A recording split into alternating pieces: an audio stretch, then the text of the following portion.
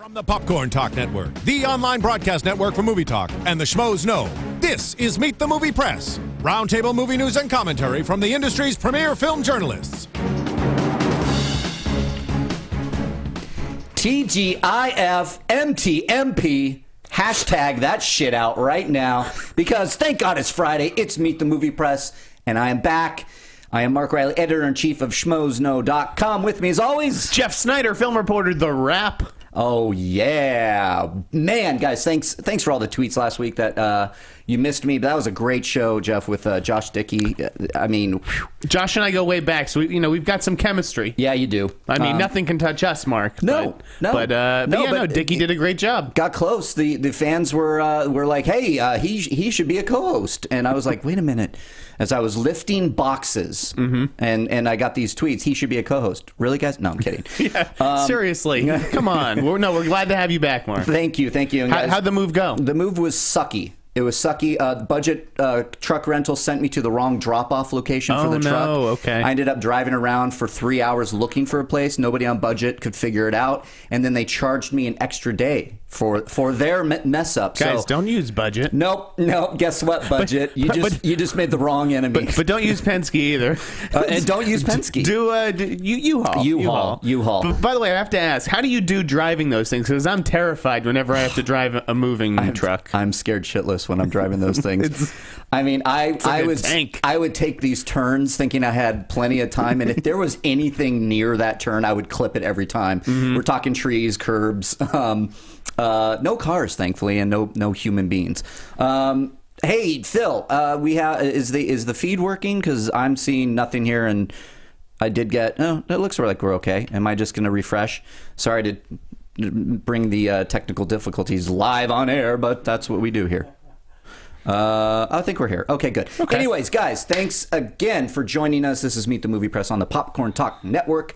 We have a great show. There's so much news out there. Oh, it's going to be a crazy show, and we've got just the guests for it. We do. And should we just bring them on in? Yeah, why not? Let's just do that. You guys know this guy. He's a hero in Schmoville. He's a hero on the internet. It is Scott Movie Mantz. Give it up. To the canned applause. Give it up. We got Scott Mantz here from...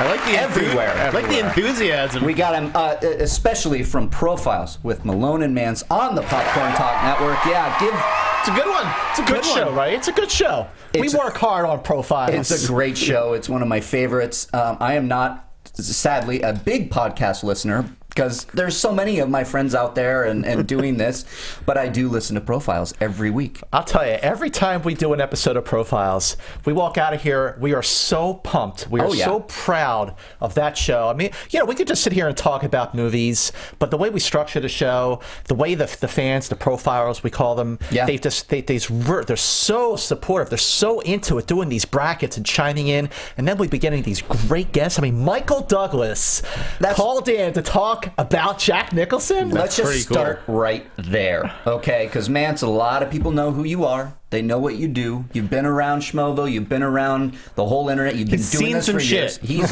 seen some shit. You've been in the shit. But Schmoville is the best. I love the schmoes. I know. So talk to me. How did you get Michael? So Michael Douglas called into this studio. So we have his number somewhere. Yes, we do. Yes, we do. Let's call him back right now. We'll get him on Meet the Movie Press. How did you get him? Well, in a nutshell, we were planning our special on Jack Nicholson. Yeah. So of course I reached out to Jack. Jack's not doing any interviews. Okay, I figured that. Okay. Trying to figure out who we can get. I tried Louise Fletcher, Nurse Ratched. She lives in Paris or in France, and the time change made it very difficult for her to do it. Sure. So then I'm thinking, like, who could we get? Then I went, wait a minute, Michael Douglas produced One Flew Over the Cuckoo's Nest. I mean, it's the first thing he produced with Saul Zaentz. One of my favorite movies, by the way. A perfect film. Absolutely. It is a perfect film. And up until like Jaws and Star Wars, it was like one of the highest grossing movies of all time. Right. So just because of my work through Access Hollywood over the years, I know his rep, and I reached out to his rep, and I told him about our show and how it is strictly movies, which he loved. Good. And I said we would love to interview Michael, just have him call in, talk about making the movie, because, and here was the clincher is that this year marks the 40th anniversary of One Flew Over the Cuckoo's Nest. That makes sense, because it's marking the 40th anniversary of me soon. Oh, well, Mazel Tov. Happy birthday. But you know, it was really, you know, we've had a lot of really great guests that we've been really, really proud of. But he was such a class act. He was really into the interview. He was so proud to talk about this movie and talk about working with Nicholson and the big night at the Oscars when it became the second of 3 movies to sweep the Oscars. Yeah. It was just, you know, when we were, you know, Alicia and I were like looking at each other during the interview going like, can you believe this? You guys, that's the kind of enthusiasm that we really love about us, because we really do love what we're talking about. Well, and that's it. It just shows in your enthusiasm, the passion, the way you guys set up the show. You program the hell out of it, and it is so enjoyable to sit and listen, watch it. You guys, you know where to go to find this on the Popcorn Talk. In case you don't know where to go, we are the Popcorn Talk Network along with these guys. Absolutely. So please check out Profiles and make sure you go to our Facebook page. Yeah. Because there's a lot of activity on our Facebook page. It's Profiles with Malone and Mantz. Right. People are chiming in and joining all the time so they can chime in on the brackets. And what,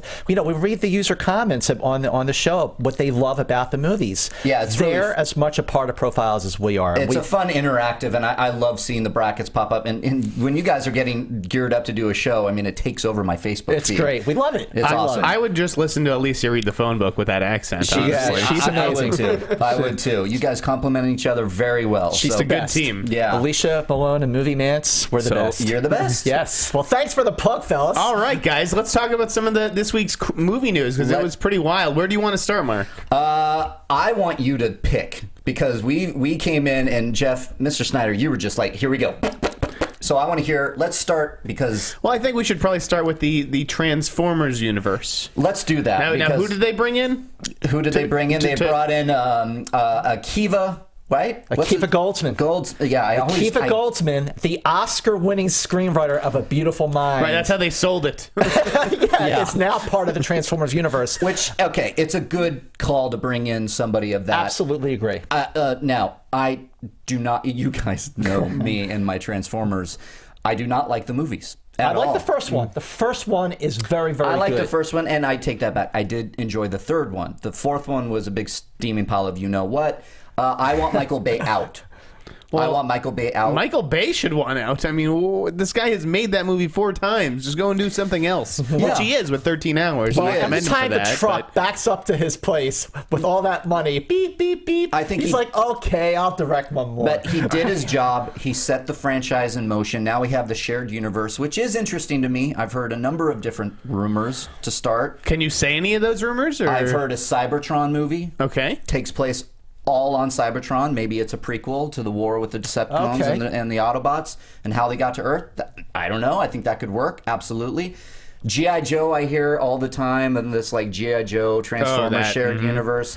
You know, that's sure. Yeah. Oh, okay, I get Why it. not? Because of Hasbro. Why that's not? It's a total rumor as well, but I think inevitably it might happen. Both those franchises are terrible, and they are.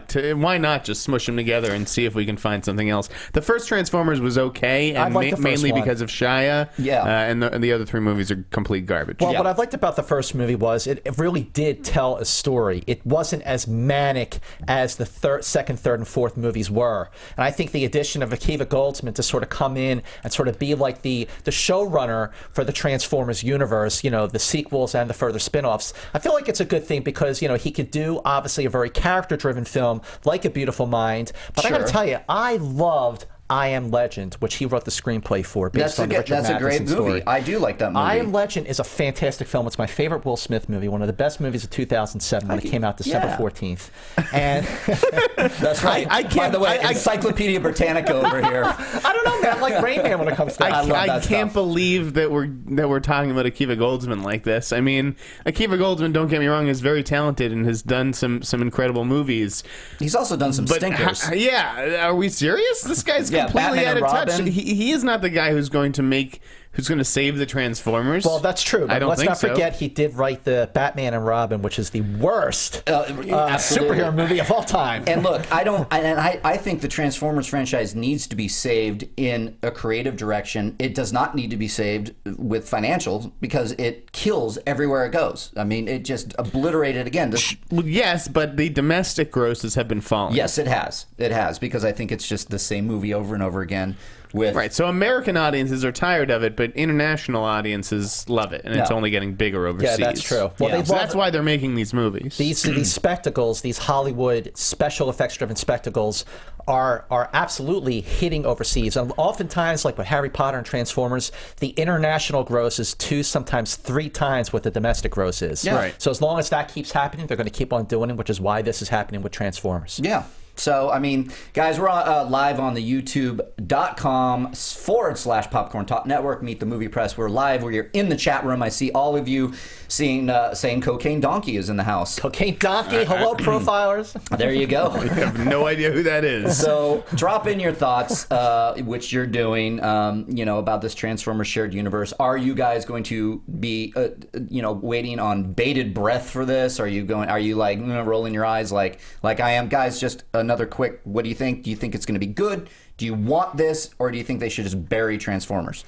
I mean, they're not going to bury it because it's a juggernaut. It's a box office juggernaut. I just the whole universe thing. I don't understand. I don't get it. It's the hot trend. The U word. Well, they're clearly trying to do what they're doing with the Star Wars movies, creating sequels and spin-offs and prequels and there's a whole mythology there, and I just like Transformers. I'm not that interested in it. I don't give a shit about Cybertron or where. I've seen it. I mean, Transformers 4 was just an abomination. I mean, but it still made $1 billion worldwide, so that is why they're going to keep doing this. Of course. That's why they're doing it. And so let's move on from Transformers because it makes my brain hurt. What's the next one you want to do? I am literally taking your lead. Because, okay. I thought that the Disney's diversity stuff was really interesting this week. They're making a live-action Mulan movie after, Cinderella and Maleficent, all these things. These live-action adaptations have gone well for them. And then Dwayne Johnson officially announced that he signed on to Moana. Yeah, Moana sounds very interesting. Yeah. And The Rock is going to be singing, guys. Yeah. I mean, that's kind of cool. And he was great on SNL this past week, I thought. He was. I really liked him. With his Bambi skit, with the live action Bambi. And here's the thing that I do like about this. And people are forgetting that there is this great diverse thing happening with The Rock joining and now Mulan. But everybody, it's overshadowed. And I think Disney went a little, they made people forget about that. Winnie the Pooh.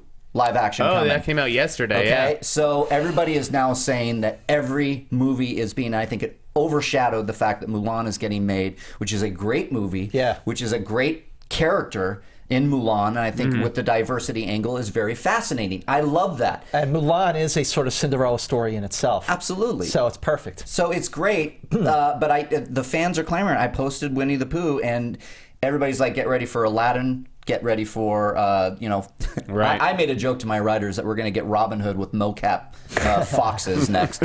But we'll see. Don't take that idea. I was going to say 101 Dalmatians, but they already did a couple of those. I just like that Disney is committed to showing, different kinds of faces on the big screen. I think that's what you got to look at it as. And I was very intrigued by a Mulan movie because that didn't, I was worried the next one would be Lion King. To be honest with you, I'm worried. Live-action Lion King? I'm worried that they're going to do like a Jungle Book kind of thing with like animals and the voices, and I just don't want that. Please, interesting. Don't touch I don't know that. that I can picture that. I can't picture it either, but yet I just said it. So, all right. So no, this is good. What do you guys? Yay or nay on all these live action? I'm yay on Mulan. But Winnie the Pooh, really? I mean, really? I don't know. It was funny when I saw the news that Mulan was going to be live action. I went, "That's a great idea." Then I saw the Winnie the Pooh. I said, "That is not a great idea." So how could one be just so pro and so con at the same time? I don't know. The Winnie the Pooh stuff. I was Alex Ross Perry, right? Yeah. That's a weird fit, but yet I'm strangely excited about David Lowery's Pete's Dragon over there. So it's fascinating to me that is where Disney is sort of looking for its next crop of filmmakers. Yeah. I actually liked the idea that I think that it was reported about an adult Christopher Robin coming back. Thank you. It just had like a kind of Narnia feel, and I could see that movie. But I don't think we need it necessarily. But I get it. I get it too, and I do, Jeff. I love that idea of an older Christopher Robin. Maybe it's like thematically, it sounds like you forget the magic in your life when you're a kid, and maybe Pooh comes out of nowhere and's like, "Hey, Christopher Robin, you're an asshole lately. You got to remember that." this is the magic. Come on, let's go get some honey. I imagine it's almost like what a Toy Story movie would be if they did one with Andy as an adult who goes back to find his toys or something. They haven't. Yeah. Was that? No. Was that 3? No. Part 3 was him leaving his toys. Him was the movie line. It's kind of similar, though. I mean, I think you're totally right on. I think it had elements of that in Toy Story 3. So this could be interesting. It also gives me this, like, it makes me think of Calvin and Hobbes a little bit. Like, what if Calvin grew up? I mean, obviously it's the same kind of story, but I'm interested to see. I don't think we need it, but with that little twist, I'll sign up a little bit. Okay. Can you sign up a little bit? I'm going to steer this next part of the conversation to Spider-Man. Because it has everything to do with Winnie the Pooh. It has everything to do with, well, Peter Parker probably read Winnie the Pooh. That's true. But, more interesting casting developments. Are you trying to lead me here? Just suggesting. When you said Spider-Man, I got very excited. I love Spider-Man. Okay. Okay, big news coming out soon. I don't know. Soon, maybe. No, I'm going to... There you go, Jeff. The mic is yours. Everyone has gone in on Spider-Man. From what I was told, they did start seeing actors of color.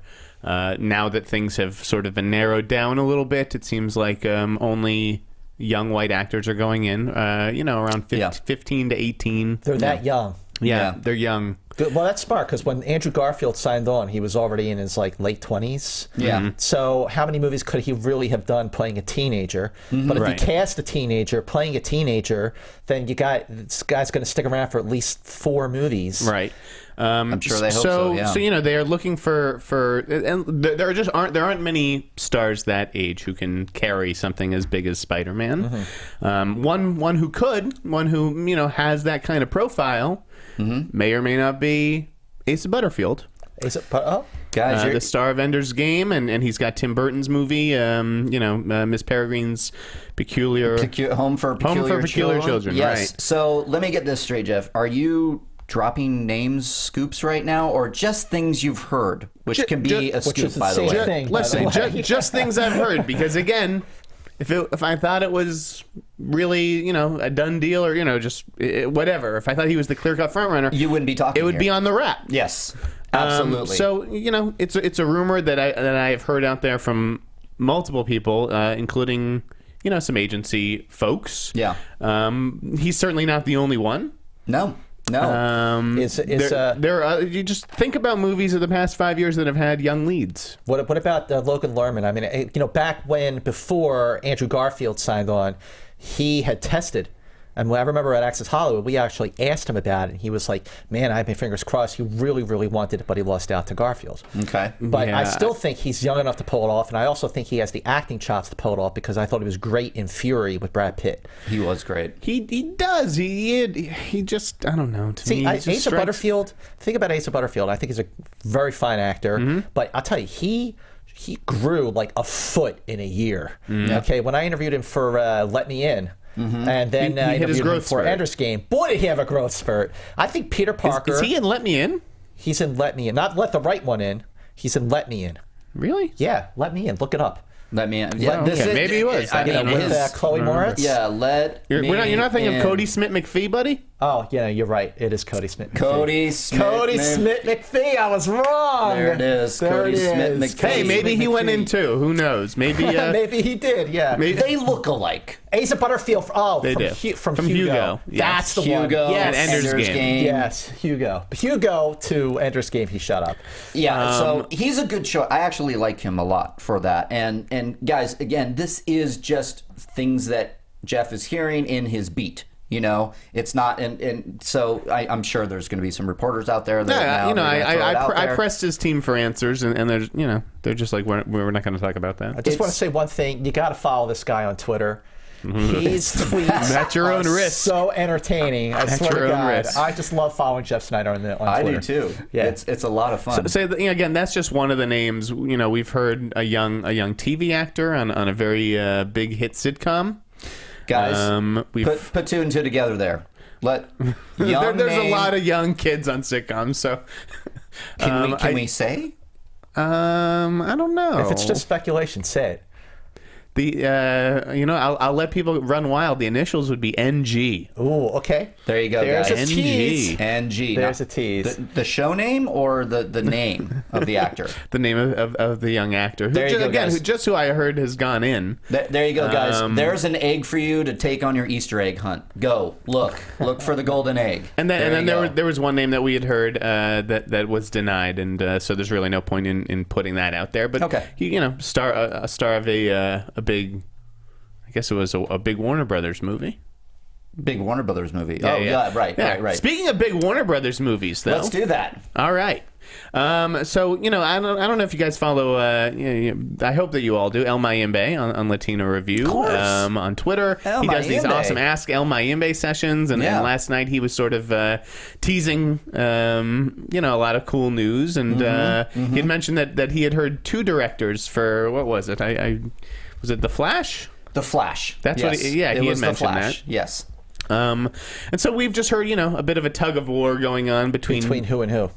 Warner Brothers and Sony, which would like the same 2 directors for one of its big franchise movies. Yep. And, it seems like... who are the big hot directing pairs? We've got the Coen brothers, the Russo brothers, who are now tied up, and then there's another kind of big directing pair. That would be Lord and Miller. Oh, okay.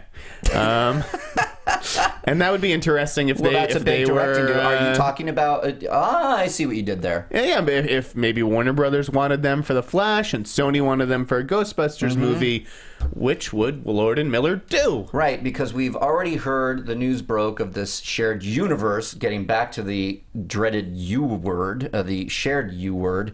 Lord Miller up for a Ghostbusters movie, or producing at least at this point. Yeah, well, I think it's interesting because Sony announced that Russo brothers won. Right. And then they're going off to do the Infinity War movies. That's right. So right. Are they really going to be able to do that Ghostbusters movie? Well, what about the Hughes brothers doing a Ghostbusters movie? The Hughes brothers would be great. Yeah, bring those back. Bring those guys back. Book of Eli was better than people thought. But Book of Eli was good until the end. It was a good movie. Okay, fair enough. So I think that again, DC is looking to cast Green Lantern right now. Yep. Yes, they're seeking directors for the Flash. I don't know what's going on with Cyborg. Well, back to Green Lantern. Is Chris Pine actually a front runner? Chris Pine's not going to be fucking Green Lantern. You know why? Why do you say that? Why? Because he's already got Captain Kirk in his hands? Because Chris Pine is not... He's not Green Lantern. I don't know what to say here. Wait, hang on. I'm going to defend Chris Pine a second. Chris Pine can do action movies. He can do comedy. I thought he was very, very strong. He stole Into the Woods. Not just saying this because I'm a big Star Trek fan, but he was so good as Captain Kirk that I didn't think about Shatner's performance at all. And an underseen, underrated, overlooked movie that Chris Pine did with Michelle Pfeiffer called People Like Us. Came out, unfortunately, it came out the same day as Ted. It was a big mistake. That's the thing. But that was a very good film. He does not have a very good track record, Chris Pine. That should have been the movie. For a huge franchise, Star Trek does not perform on the level of other major franchises. But it's getting there. It's getting there. These last 2 films did better overseas than any of the other films from the original series. I don't think that has anything to do with Chris Pine. I think it has to do with Benedict Cumberbatch, if anything. But and the Star Trek fandom. Jack Ryan not only flopped, but was terrible. I shut it off halfway. I don't think there's any chance in hell Chris Pine, is going to be Green Lantern. The best thing I've ever seen Chris Pine in was on stage. He's a better stage actor to me. I saw him in Farragut North. Yeah, that was good. Well, what are your thoughts on it? Getting rid of Hal Jordan and making it Jon Stewart as the African American Green Lantern. There you go. You guys know me. I think that would be great. But I think so too. I think it's going to be Hal Jordan. I think so too. I think and we're talking about like the classic characters, the canon, not canon because Jon Stewart is canon, but at least starting from there, and then you have with Green Lantern the ability to have Hal Jordan pass the mantle at some point in the franchise, which could be smart and fun. Yeah, I don't know, but that Chris Pine rumor kind of blew away. I didn't really take much. Yeah, I don't think that's happening. Yeah. I still say Chris Pine is a much better actor than you were giving him credit for, but I agree with you that for some reason, he just hasn't become like an A-lister like he's being positioned to be. Kind of like when Colin Farrell, like he was in all these movies, like they were positioning him as like he's the next big thing, and it just never happened for him. But I think Pine still has a lot ahead of him. I think he's going to prove his chops. Chris Pine is best when he is doing smaller roles that are more like allow him to do crazy shit. Like what was it? Stretch, the Joe Carnahan movie? Yeah. A terrible movie as far as I'm concerned, but he was interesting in it because he had freedom to just be weird the same way he was in Carnahan's other terrible movie, Smoking Aces. That's right. I mean, and by the way, I love Joe Carnahan. Narc is a masterpiece. Narc is awesome. Yeah. 2004. But again, people like us, everybody who's Scott's watching, going to bat for that. I haven't seen people like us. Okay, watch people like us. It was not well received. It didn't do well at the box office, but the reviews were very good. It's a great movie, actually. I really like it. It's charming. It is a crowd pleaser. Jeff, trust me. See people like us. Fair enough. Done. Well, guys, what about sticking with a little Warner Brothers here? Suicide Squad? Squad. Let's talk about that shit. Hey, man. You just signed on for that one, huh? This movie continues to get more and more interesting. I have no idea what they have in store for us with this. It sounds crazy. This is banana boat going here, guys. Every character coming out is just like, nice Killer Croc, by the way. Thank you. Yeah. So Mr. Sneider drops an exclusive. Out of Wale, out of BC. Yeah, a little Killer Croc. Mr. Echo. Mr. Echo is Killer Croc. I love him. Yeah. I love him. I love the character of Killer Croc. I don't know much about him. I know, he's Batman's one of the rogue gallery of villains. Seems like he's Lizard for Batman. He's the Lizard for Batman. I mean, he's all these fucking villains are the same guys. He's a force of nature, this guy, though. Okay. I mean, I only know Killer Croc from when I played Batman Arkham City on the video game, and I was like going over these boards, and he was under there, and I'm like, this guy's a badass. He can take me out. But the actor, we're talking probably motion capture, maybe. I don't see this being a very heavily like makeup thing. I think we're talking Thing or Hulk kind of performance, motion capture. What do you think? Is that what have you heard anything? I have not heard anything. No, just makes sense. But unless they're going with this grounded approach, which DC is seeming to do, it might be different. It might be this guy that just has some cool makeup, that he looks like he's got scales. I don't know. I just think he's such a huge physical dude. You know, he's the right physicality. He's imposing. He's intimidating. But this Suicide Squad is just turning into a beast, isn't it? You got Will Smith, Jared Leto, Margot Leto. Robbie, and now who just signed on?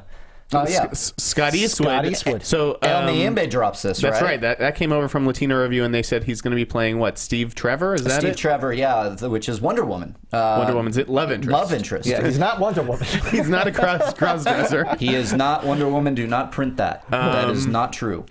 So yeah, I mean, it sounds like from what Latino Review said, Steve Trevor would be introduced as like a cameo somewhere in Suicide Squad, and then be set up as like the male lead in Wonder Woman. That makes sense, and I like that. That's a good call. You know, they're building their shared universe. So yeah. Did you guys see The Longest Ride? No. The movie. Okay, I want to tell you something about The Longest Ride. It opens April 10th. It's based on the novel by Nicholas Sparks, who wrote The Notebook, and the movie is very much like The Notebook in terms of the way it tells these two stories. One is a flashback, and it is a great date movie, but that's it. It's too long. It should have been called The Longest Movie. But watching this film, Scott Eastwood was fantastic. Interesting. I mean, he's got it. I mean, of course, you know where he gets it from. His last name is Eastwood, but he's very, very strong. Rand Eastwood? Yeah. He's got a great presence. Clint, 4-time Oscar winner Clint Eastwood.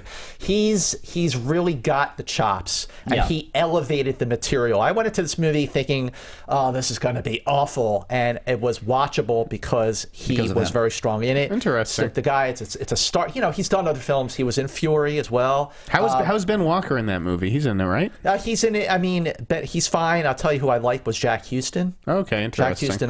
That gives me hope for the crew. Yeah, Jack Houston's really good. But I didn't realize all those young guys are in that Nicholas Sparks movie. Jesus. Scott Eastwood He's going to take off. He's going to explode, and Suicide Squad will be all the better for it. He certainly has a following. Yeah, it does. Yeah, no, I thought it was interesting. It kind of made sense. He's a rising star. Yeah. You know, his father is beloved on the lot.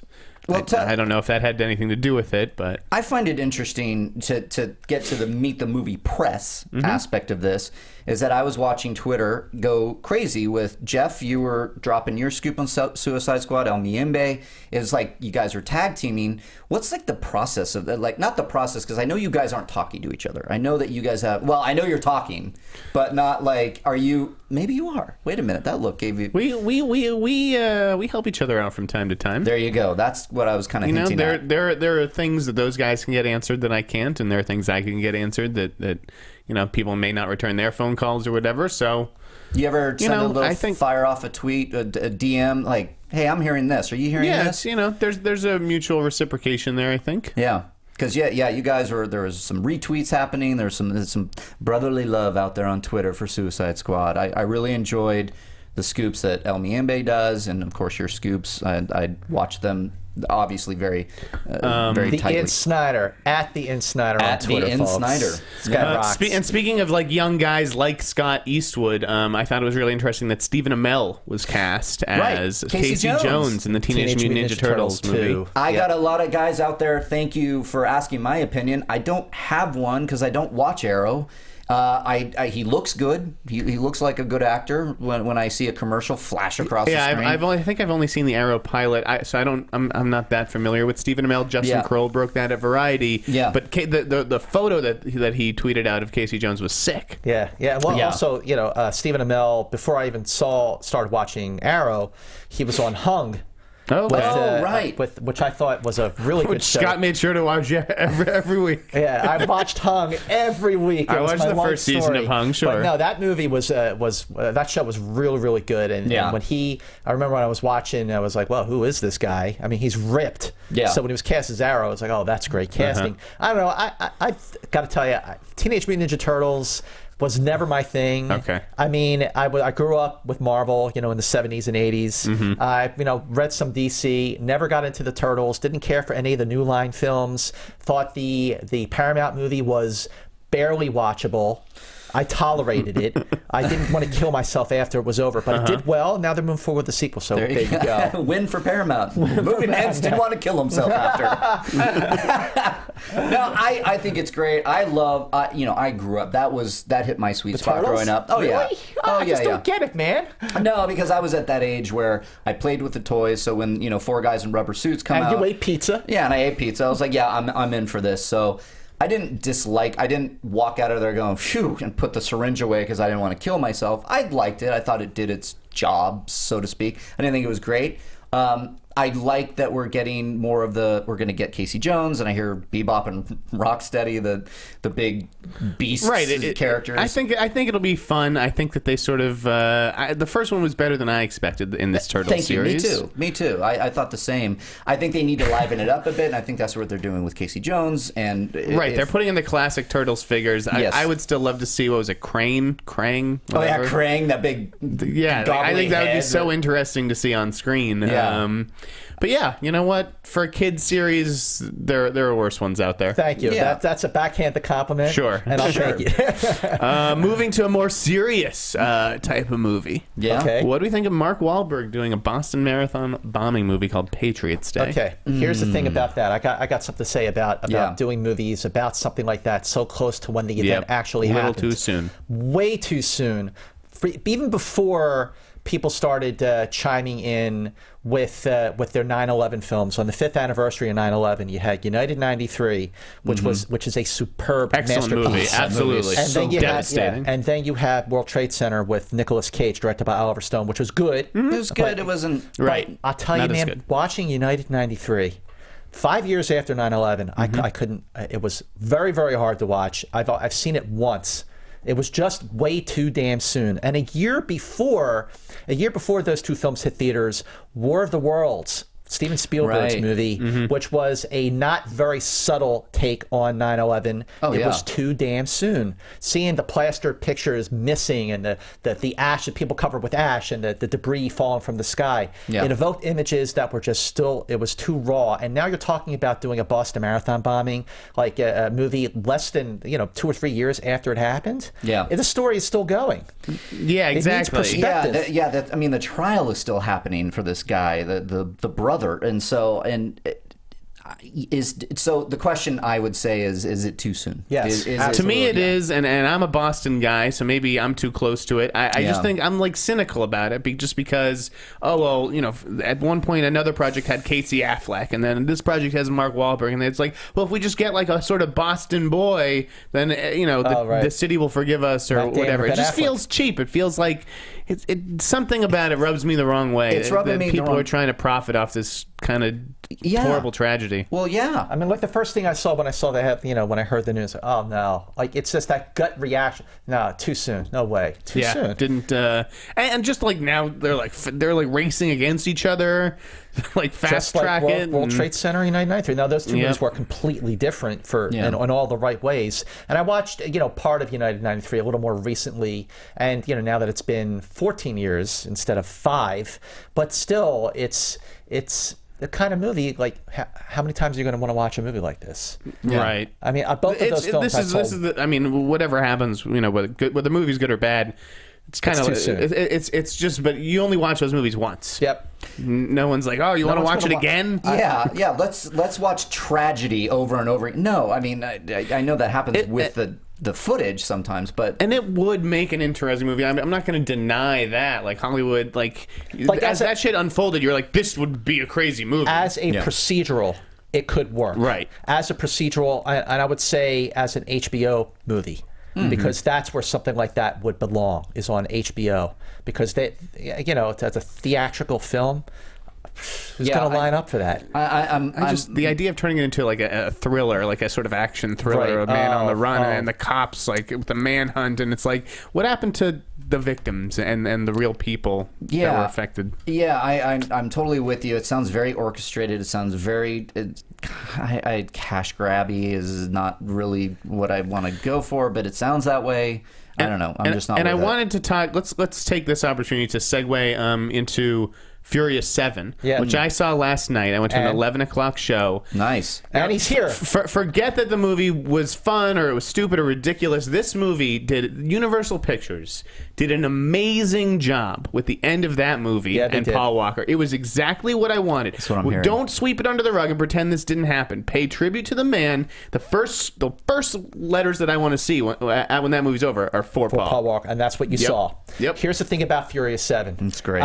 Fast 5, I still think is the best of the series. When they took that concept and turned it into Ocean's 11 on wheels, it worked. Fast and Furious 6 was more of the same. Furious 7 is more of the same. Yep. Now, can you watch Furious 7 and still enjoy yourself without thinking, oh, this is the movie where Paul Walker died? And I think the answer to that is yes. I think that the story itself, what little of it there is very convoluted.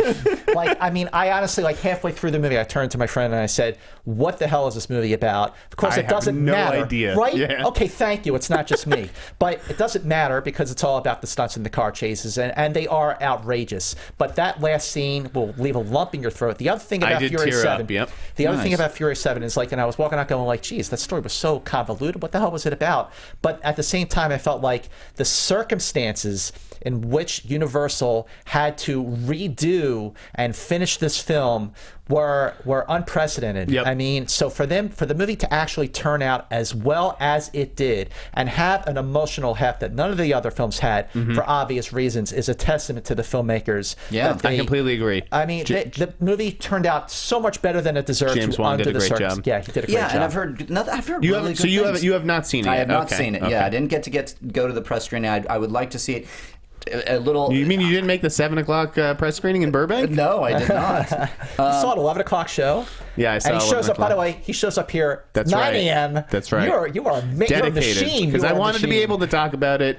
Yes, it was ridiculous, and the stunts were insane. I have no idea what the plot was. Oh, the other thing about the movie, unintentional laughter. Every time Vin Diesel is Dominic Toretto, he says some serious line with such poetic grace. Like it's supposed to be like an emotional moment, and it's like, come on, it's Vin Diesel. Well, allow me to plug this for the wrap then. We have a story coming up to later today, just like Vin Diesel's top 10 movie quotes from the Fast and Furious franchise. Are they just 10 quotes that have family in the right? There's definitely a family line on there. Yeah. There were like 25 or 30 great quotes that I had to narrow down to 10. I feel I left a lot of great ones down there. It's just like his dialogue is as crazy as any of the stunts in the movie. Cheesy. It's so cheesy. Scott, how many people dove out of cars at 80 miles per hour and just did a roll?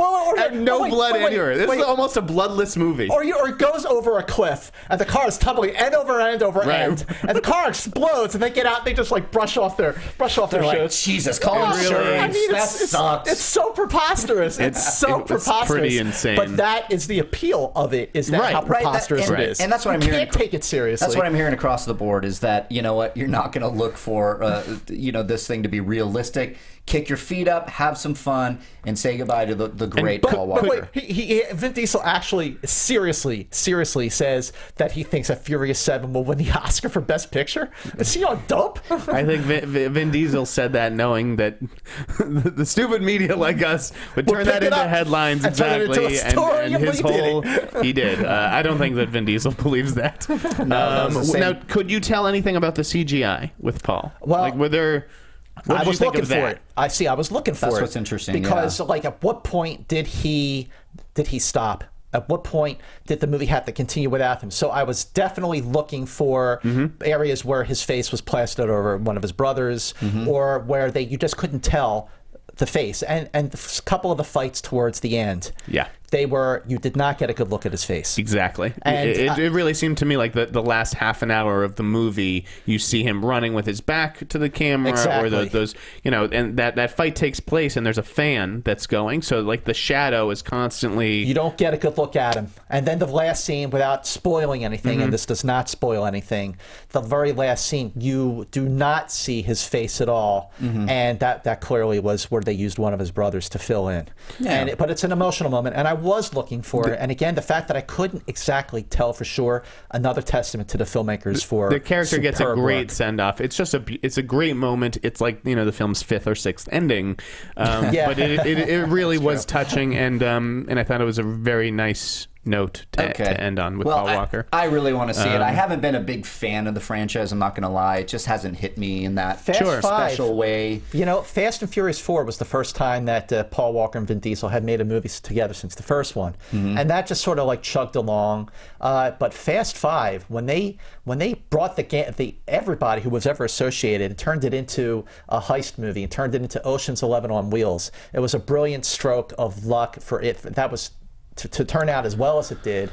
And, with Furious 7 opening the first weekend of April, last year when Captain America, the Winter Soldier opened the first week of April, the summer movie season essentially started that first week of April instead of the first week of May. So basically, Furious 7 opening today, that is the start of the summer movie season. We're getting closer and closer. Next year, it's going to be March. Yeah. How much do you think it's going to make? How much do you think Furious 7 will make this weekend? I'm going 275 worldwide. Oh, I don't think in terms of worldwide, so I have no idea. I 120. I was going to say 120. Yeah, it's going to break 100 with ease. With ease. Yeah, last night I think the midnights were 15 or 18 or something. That's huge. We have to move on because you only got about 10 to 15 minutes left in this show. Yes. Real fast, I do want to say we do have an interview with Vin Diesel coming out. Popcorn Talk. We have a smaller bit of it in movie theaters right now. Nice. So we're putting up the full one, and we are scheduling James Vaughn. Right, that's how you pronounce his name. James Wan to come in studio as well. Oh, that's great. Very cool. Very cool. He's a really cool guy. Yeah, I'm more interested in talking about The Conjuring with him, to be honest with you, because I just love that movie. Was great. The Conjuring, scary is one of the greatest scary movies ever made. A few more news bits. Let's do this. There's going to be a Play-Doh movie. Play-Doh, like as in the Socrates movie. and Play-Doh? Like the stuff that makes your hands smell and Why? I will say this. Before I say Hollywood is out of ideas, I said the same thing with the Lego movie. Right, exactly. And the Deadline article did a good job of pointing that out. Oh, and Deadline did? Okay. Yeah, Good. it was like before you go in the comment section and slam this movie, think about, did you leave the same comment for the Lego movie? Yeah, and I did when I heard about it, and I did hear about it, and the April Fool's shit that was going around. Right, we're going to talk about that in a second too. We'll talk about that, but it really screwed with my mind. I hate April Fool's Day. It just for people like us that might be doing some blogs and some posts and articles and wanting to get legitimate news out there. It's like somebody did a great tweet. It's like, you know what, bloggers, take the day off. April 1st, just take the day off. I hate April Fool's Day on the internet. Yeah. So, anyways, back to the Play-Doh movie. Who knows how they're going to do it? I mean, good luck, writer. Yep, good luck. And this is also Phil Lord and Chris Miller, and you'll be fine. We are talking years away because Paul Feig has to do a Ghostbusters movie. Yeah. So this is pretty far down the line. Yeah, female Ghostbusters. Yeah, he's going to do female Ghostbusters. Let him go. He's probably going to cast Melissa McCarthy in the Play-Doh movie, so that's good. We'll have that to look forward to. Guys, now that's a creative discussion. I just don't know how. Let's hear it. Let's hear it. Well, no, what a Play-Doh movie could be. I mean, I can't even go there. I got it. What is it? A kid. We open on a kid. He's playing with his Play-Doh, and then we go into that world. Right there, baby. Right there. Okay. Toy Story meets April Fool's, guys. April Fool's, guys. I just don't know what they're going to do. Will it be a success? Let's talk about that. Is it this a brand that everybody is dying to see a movie, or is it just, hey, Hollywood, this is a brand, and we can get some bucks out of it? It's it's something to develop, I think. Sure. Why not? They never made a Stretch Armstrong movie. A lot of these toy properties get announcements and then nothing comes to them. Where's the like Risk movie? Right. There's a whole bunch of those kinds of things. Yeah. Where's the Monopoly movie we've been hearing about from Ridley Scott for the last 10 years? I thought I thought Coppola. Oh, no, he was doing Megalobos. Different kind of film completely. Yes, right. and like with April Fools, there was some back and forth yesterday. I got sucked into it, and I should have just shut my mouth because it was TV, and I know nothing about TV. Okay. But Will Ferrell and Kristen Wiig are doing a Lifetime movie. Yeah. And the Hollywood Reporter broke that story, and they said that it was actually already shot, and that it was going to air this summer. And then last night, Entertainment Weekly comes out, and they're like, because it leaked, Will Ferrell and Kristen Wiig have scrapped the project. Wow. And I was like, oh, well, of course they never shot it. This always sounded ridiculous. It was an April Fool's, because all that stuff broke on April Fool's Day.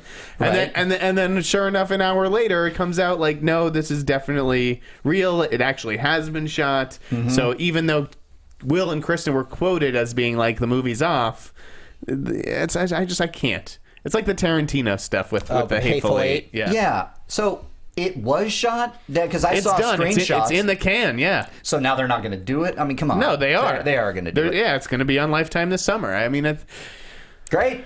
I mean, he's so weird, Will Ferrell. It's like, to me, it was ridiculous on its face, and yet they were just weird enough where I was like, okay, maybe they did. It's interesting that they want it. Obviously, is going to be funny. It's obviously going to make fun of those Lifetime movies. It's a parody. So why not? I mean, they wanted it to be some big surprise. I mean, there's the surprise. They did it. Now let's watch it. Right. Chill out, right? I mean, that's my take. If they're like saying, oh, no, it's scrapped. Oh, if it's scrapped, well, you know what? It's getting ink. People will be like, we want to see it. So more people will watch it when it actually does come out. Did you guys watch The Spoils of Babylon? No. I saw trailers, and it looked funny. I'm like you, man. Who the hell has time for TV? I'm at the movies all the time. Yeah. I just... I'm with you. I don't know. It's funny we get all hyped up about some of this stuff, and then we never actually see it. I watch Mad Men, and that's it. Yeah, I watch Walking Dead. Mad Men is like the greatest show since sliced bread. The show I would plug is The Comedians coming up with Billy Crystal and Josh Gad. Is that a documentary or what's no? It's a scripted show, but they're playing. It's like Curb, they're playing loose versions of themselves. Right. And they make a really good teaming. Yeah. They're even the commercials. They have like mad chemistry. I just love seeing them together, and I'm interested to see it. I want to get your thoughts on the one April Fool's story that I actually loved, and that was Deadpool. What's the story? What was it? What I thought you were going to say my April Fool's, which was very well received. What was your yours was great because one of my writers texted me. Somebody got fooled in my camp, in my writers' camp, I think. And if I'm misquoting, I'm sorry, but they're like, "Is Jeff and Nikki Fink working together?" Yeah, that was the April Fool's joke that I played. That I went on Shark Tank and pitched a podcast and a site for me and Nikki, and Mark Cuban went for it. Yeah. And you got some bites, didn't you? Dude, I was getting congratulatory. Nikki tweeted about it. I lured her out in the open, and she was like, "Just so you know, on this April Fool's Day, don't believe anything you read about me on Twitter." Man. Wow. Oh, I got her good. You ruffled her feathers good. She came out from under the bridge. And went back. So, but yes, the Deadpool thing was really good. It was a very fun video. Anytime you can cut off Mario Lopez's head, I'm all for it. Yeah, and spoiler alert. We did, and you know what? I think everybody got, because I think what was brilliant about it is that we've been waiting for that rating, and it's been PG-13 in our heads, and it makes sense because it's Fox, and it's a wider audience, and who cares if Deadpool curses and cuts people's heads off? They're going to make it right, and everybody's been saying this, and then Ryan Reynolds tweets it, and people just get it. There was a story on my site right away. I tweet it out. I get the people talking, bummer, bummer, bummer, and then this video comes out, and I go, well played, sir. Well played. Yeah. Well played. He did a good job. When I woke up and saw the news that Jar Jar Binks was going to return to Star Wars in The Force Awakens Episode 7, I went, oh, it must be April Fool's Day because this is bullshit. And I basically, I didn't go on Facebook. I didn't go on Twitter. I'm like, nothing you read probably for the best. Is going to be true. Do not waste your time. I just sat back and did my job. No, that was the one thing where you could go, and there were even people after the video that were like, let's just wait for this to settle today, and we'll check in tomorrow. And no, people thought my Kristen Stewart story was an April Fool's Day joke, but it was not. No, that was true. She is doing the Ang Lee movie. That's right. That's legit. Which is going to be really cool visually. Yeah. They're doing some cool things. I like how in the comment section here people are bringing up the Tetris movie and the Clue movie and Thank you guys. Yeah, exactly. There's so many examples, guys. There are just certain outlets that love to report on these deep development deals that aren't necessarily going to happen. Like anything with development, I mean, you've heard the term development hell. That it does exist, and I actually years ago worked on a He-Man movie with Warner Brothers. Mm-hmm. It's no longer at Warner Brothers. Nope, it's at Sony, and we don't know what the hell is going on. Maybe Jeff Wadlow is directing it. That we maybe still haven't maybe heard. not. Maybe not. But yeah, Deadpool, that was very cool. Nikki Fink tweet, well done. I thought that was a lot of fun. So we've got about 5 minutes left in the show, and I just wanted to touch on some more serious industry type of stuff. I like it. So first of all, what did you guys think of the agency stuff that happened this week? CAA and just from the outside, people who don't necessarily care that much about it. Yeah, it's very inside baseball, but I love a good story like that. I love a good story Will Ferrell too. Was one. He was Will with Ferrell and Melissa Chris Pratt and Melissa McCarthy. Yeah, I found it interesting. I am not in that world at all. We will not cover stories like that, because a lot of you guys don't. But I find it fascinating. CAA, I do know from a business standpoint, having lived in LA most of my life, all of my life almost.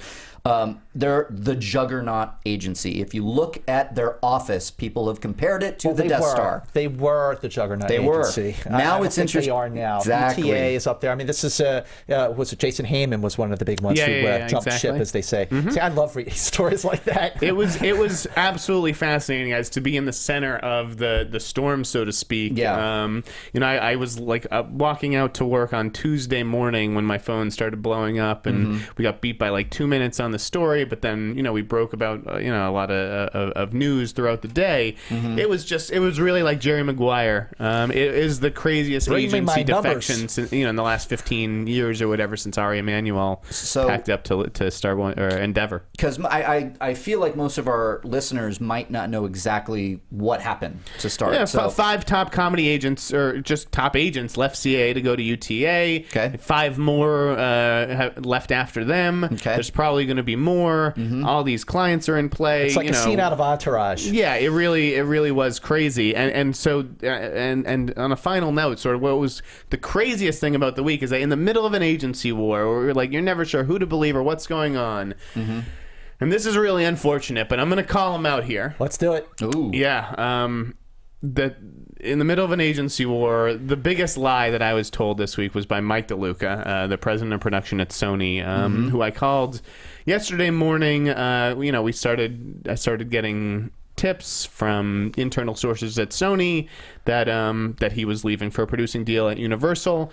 I called him. He was at a doctor's appointment. He called back, and he was just like, no, I've got another 11 months on the contract. It was a 2-year contract. He's been there for like 13 months. I love coming to work. I get along with Tom. And, there was a lot of speculation about what would happen with DeLuca when Tom Rothman got the top job, replacing Amy Pascal. Right. Was he going to go run Paramount? And then Mark Evans got that job to replace Adam Goodman. So again, this is all really inside baseball Hollywood stuff. But like, I look up to Mike DeLuca. I've met with the guy. I think he's a really smart guy. But this time he did a really dumb thing, and you just can't lie to the press. And I don't give a shit if it's me at the Wrap or the New York Times or the fucking Schmoes know. Like you just, it's a horrible precedent to set. What was the lie? What was he the was lie? just like, I'm not going anywhere. I don't know, I'm friendly with Donna when at Universal. In fact he is. He's absolutely going. Right. Yeah. It broke last night, and I guess Variety had been on it for a couple weeks at that point. But just like the way, and I'm not going to call out the agent, the studios so much, because this was like, it was a man-to-man thing. Yeah. And I've been very fair to Mike DeLuca in my career. I go out of my way to do the things the right way. Yeah. And then when you do them the right way, you still get fucked in this town. Yeah. And it's really disappointing as a young journalist just to have these people, and they're so good at lying right to your fucking face. Yeah. Was this a phone call? Was this like a... Yeah, no, it was a phone call. I was standing there naked in the shower. I was covered in soap. I stood there freezing my fucking ass off in the shower while he lied to me. And you know what? The other thing is that, like, it makes me look like a fucking asshole. Yeah. It makes me look like an asshole to my boss. Makes me look like an asshole to my sources. And, like, the people throughout the day, oh, you hearing this DeLuca stuff? I'm pretty sure that's not going to happen. Don't worry, bro. And then it happens. It's just... Well, you don't look like an asshole to us.